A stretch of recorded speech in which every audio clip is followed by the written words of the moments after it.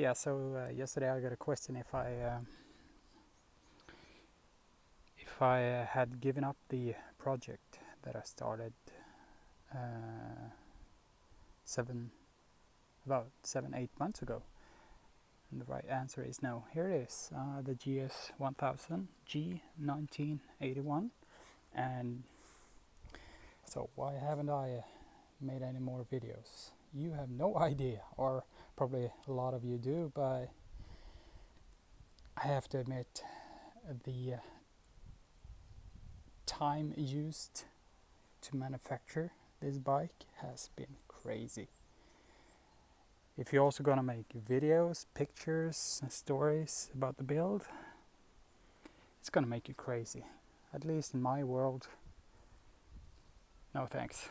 I've been enjoying it the whole winter. It was very fun. I'm not done yet. I'm showing you the walk around here, and then I'm gonna tell you what I've done. A lot of parts, a lot of money is put into it. When you start a project like a cafe racer or scrambler, you have to get ready for it. It's gonna cost you a lot more than you hesitated. There's a lot of parts, both OEM and what should I say, China eBay parts, and the guys that sells the parts that is in between. Not OEM and not China cheap parts. Just look around on the internet, you can find almost whatever you want. It's just the price that decides if you're gonna get it. What I've done, we started from the front. New tires, Metzler tires, both original size, back and forth. I haven't done anything about the discs. What I'm doing with the brakes now, I'm just refurbishing them. This is the back brakes, and the front brakes I had to send to a mechanic shop because I had to drill out the screws holding the front back. Sorry, this is the front calipers. I meant the front back caliper was a big problem because they have seized together. So I had to drill out the screw holding the back caliper together. And a machine shop is now gonna, what do you call it? Make new threads. And I have to get 2 new bolts. That's what happens after 38 or something years. Aluminium and steel together. They just corrode or almost weld together. So brakes are just waiting for the parts for that. Like seals and new bleed nipples, stuff like that. You can get those kits on eBay pretty cheap, and it's worth it. You get decent brakes after that. The fork, I disassembled the whole fork. I changed the seals inside and the dust seals and new oil, of course, and just repainted it, the whole thing, and mounted it. This is a fender that I bought from a motorcycle shop that actually sells parts for projects like this. So this is plastic, and I just painted it. The same with the headlight, brand new, clear glass instead of the original OEM. LED blinkers, both sides of course, and in the back, new speedometer. I haven't connected it yet. This is an eBay speedometer, so I'm really curious if it's gonna work. You connect you measure the speed in the front tire, and just connect the cable from this one onto the coil, the what do you call it, ignition cable from the coil, and somehow it counts the revs and display it in the speedometer. We'll see. New controllers on this side, and I have to use the original ones on the right side because the throttle house and the cable I don't want to mess it with it. I tried, but it was a pain in the ass to make it fit with a not OEM cable and handle control. What else? Nothing more up there. The bearings in the front was okay. I changed the choke cable. And I know, I'm not a professional painter. I painted the tank this way. I made it myself and it's not awesome. Maybe if I redo it, maybe next year or another year, I don't know.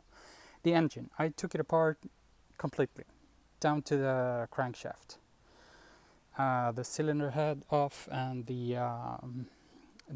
oh, what do you call it? Oh no. I changed all the gaskets and the rings on the oh my god, I'm sorry friends. The pistons, sorry.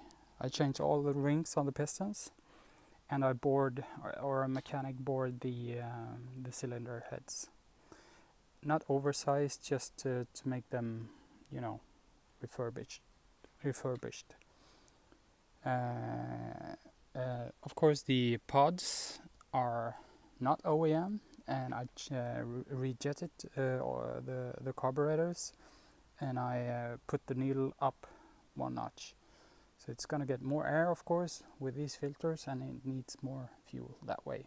So both the main and idle jet is changed to a bigger size. I got it running before I took it apart with this setup, and it was running okay. So we'll see what happens. I haven't started it up yet. Maybe in a couple of weeks I will be able to do that. I painted the engine with, of course, engine paint, homemade, of course, and it looks like it. I put these exhaust, what do you call it in English?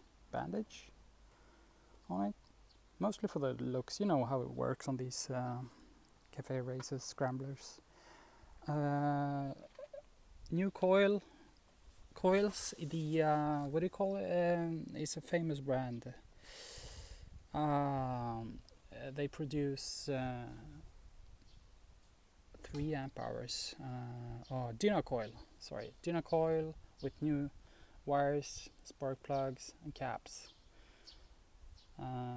Probably gonna make it a little bit more easy to start, and maybe it runs smoother. I don't know. It was those Dynacoils was very expensive, but I hope it's worth it. Haven't done anything with the clutch because it was all good when I bought the bike 8 months ago. Nothing more back there. I did send the whole frame to paint shop, and I did powder coat the whole frame, and man, it was good. I had to peel off some of the powder coating, and I just realized how thick and nice it is. In the back end, I'm sorry guys, I don't know why I did it. I'm probably gonna take these off. Of course they're not Aleen's. They are not the cheapest eBay shocks. They are actually a little bit more costly. It's not these $30-40 ones. They have different things inside instead of these cheap China ones, and they are a little bit more adjustable, so that's nice. Yeah, I changed some seals inside the final drive because it was leaking a little bit. I painted it, and yeah, here goes the back caliper. I'm waiting for it. Okay, about the exhausts. These are just put on now because here in Norway we have to get the bike approved by the government when you rebuild something like this. And if I don't have these numbers, these letters on the exhaust, it won't get approved when the bike is sold. It's just silly because well, you know, probably after the approval, I'm gonna cut it here. I'm gonna put on really nice, good looking slip-ons. I'm sorry for you Suzuki fans, but that's how it is when you rebuild something and you want a certain style. This is also from the shop I told you about earlier. It's well, it's just a LED backlight with a number plate.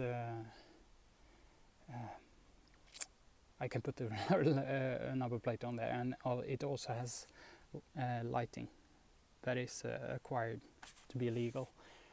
I haven't connected anything of the electricals yet because I have no idea how to do it.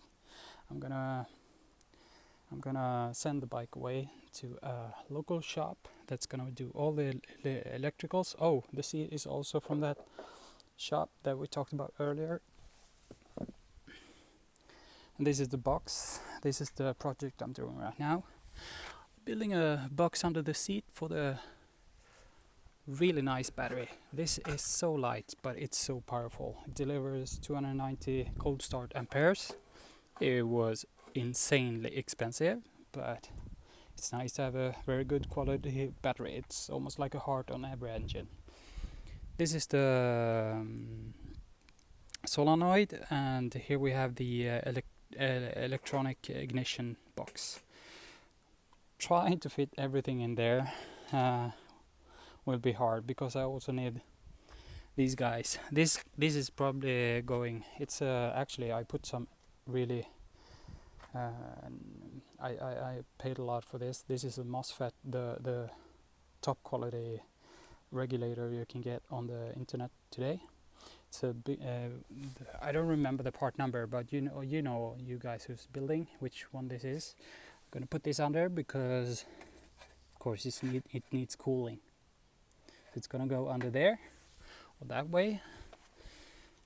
And this is the whole wiring for the Motor Gadget M unit. It's so nice to get rid of the glass gaskets, the OEM fuses that was on the bike.